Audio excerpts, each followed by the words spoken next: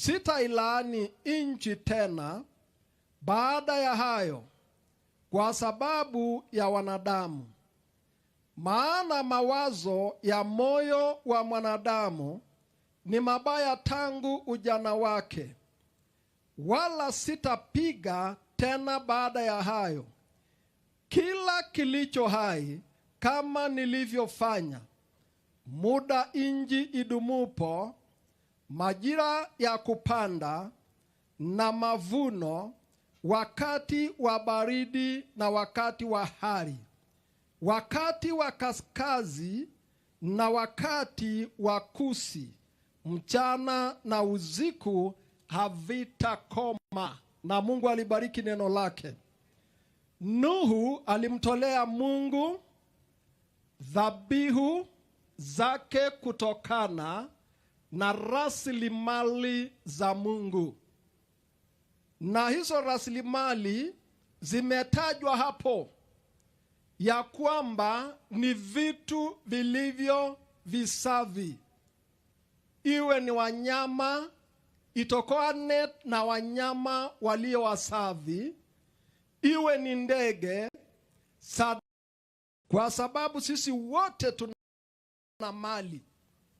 Na tukiwa mali, sisi tu wasimamizi wa mali ya Mungu. Na hivi sasa tunapenda kumtolea Mungu, najua ya kwamba iwapo ulikuwa unataka kutoa ng'ombe, mbuzi, kondoo, kuku ama chochote, umegeuza iwe fedha, na utowe fedha zilizo safi ambazo zimetokana na sadaka iliyo safi. Kwa hivyo ninakuomba usimame ama uketi kwanza, tupatie kwaya waimbe tunapoendelea kutoa sadaka zetu. Kwa hivyo baada ya kwaya kuimba, tunaendelea kutoa, alafu nitaomba wakati ambapo mumemaliza kulete. Hivyo ndio utaratibu. Karibuni. Kwaya karibu.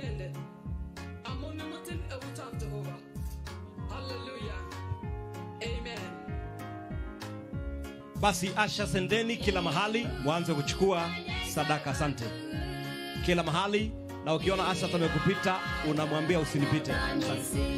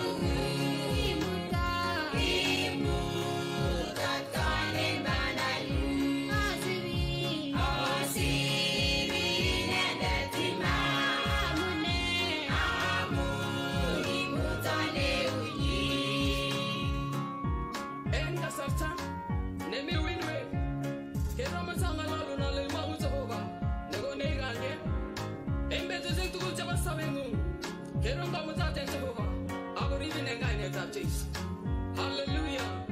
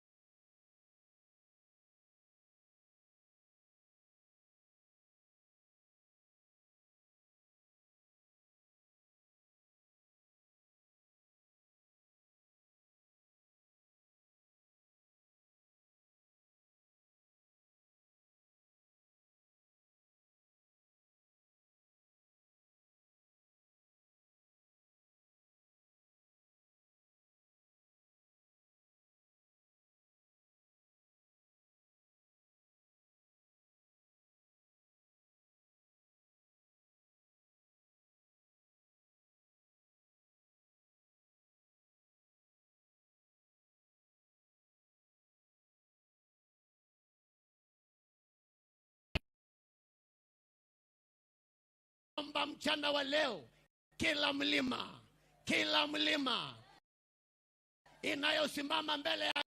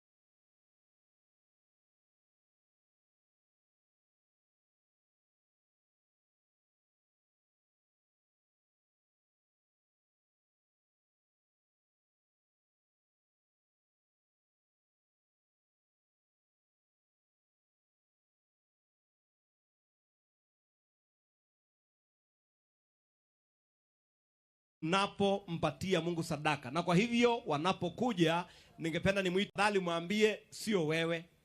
Na kwa hivyo usikubali kumpatia sadaka, maana labda pia anafanya kitu kingine. Kwa hivyo asante sana. Na kisha baada ya hiyo, wale pia mko na wale ambao mna pesa kwa simu ama mnaweza toa kwa bank kupitia simu, bado tuko na till number ambayo itakuwa kwenye screen na kila mtu atapata nafasi ya kumpatia Mungu wake sadaka. Karibu Bishop. Asante. Ningependa muungane nami kwa kufungua kitabu cha Mwanzo mlango wa 8 kuanzia mstari wa 20 hadi wa 22. Mwanzo 8 mstari wa 20 hadi wa 21, tunapojiandaa kwa matoleo. Na inasema yafuatayo: Nuhu akamjengea Bwana madhabahu, akatua katika kila mnyama aliye safi na katika kila ndege aliye safi, akavitoa sadaka za kuteketezwa juu ya madhabahu. Bwana akasikia harufu ya kumridhisha. Bwana akasema moyoni, sitailaani nchi tena baada ya hayo kwa sababu ya wanadamu, maana mawazo ya moyo wa mwanadamu ni mabaya tangu ujana wake. Wala sitapiga tena baada ya hayo kila kilicho hai kama nilivyofanya muda inji idumupo, majira ya kupanda na mavuno, wakati wa baridi na wakati wa hari, wakati wa kaskazi na wakati wa kusi, mchana na usiku havitakoma. Na Mungu alibariki neno lake. Nuhu alimtolea Mungu dhabihu zake kutokana na rasilimali za Mungu. Na hizo rasilimali zimetajwa hapo ya kwamba ni vitu vilivyo visavi.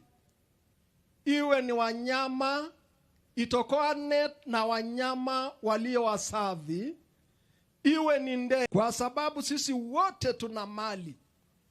Na tukiwa mali, sisi tu wasimamizi wa mali ya Mungu.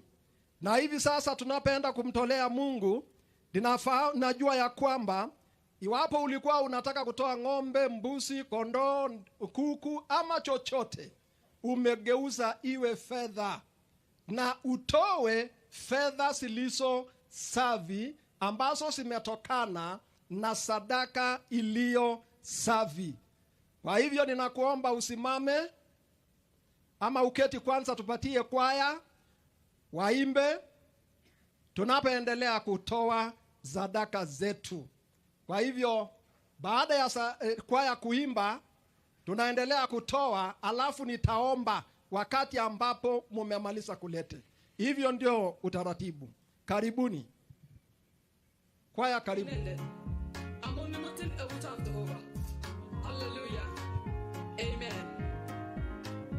Basi asha, sendeni kila mahali, mwanze kuchukua sadaka. Asante kila mahali, na ukiona asha amekupita unamwambia usinipite.